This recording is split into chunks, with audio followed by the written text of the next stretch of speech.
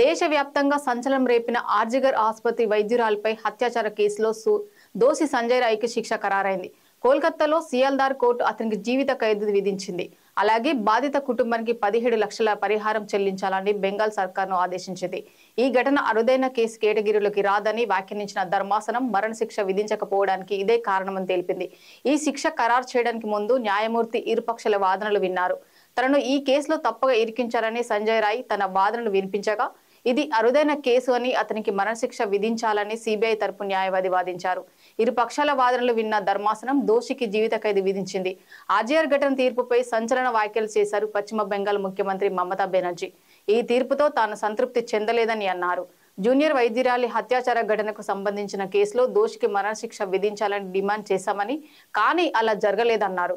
ఈ కేసు దర్యాప్తు బెంగాల్ పోలీసుల చేతుల్లో ఉంటే దోషికి మరణశిక్ష ఇష్టపడేలా శాయశక్తిలో ప్రయత్నించేవారని అన్నారు. అసలు విచారణ ఎలా జరిగిందో తనకు తెలియదన్నారు మమత.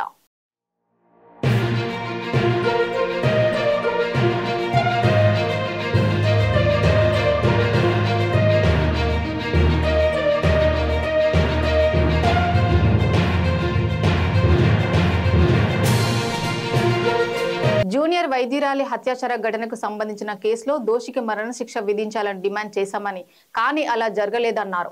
ఈ కేసు దర్యాప్తులో బెంగాల్ పోలీసుల చేతిలో ఉంటే దోషికి మరణశిక్ష ఇష్టపడేలా సాయశక్తిలో ప్రయత్నించేవారమని అన్నారు. అసలు విచారణ ఎలా జరిగిందో తనకు తెలియదన్నారు మమత. రాష్ట్ర పోలీసులు విచారించిన ఇలాంటి అనేక కేసుల్లో దోషులకు మరణశిక్ష పడిందని, ప్రస్తుతం తీర్పు సంతృప్తికరంగా లేదని వ్యాఖ్యానించారు మమతా బెనర్జీ.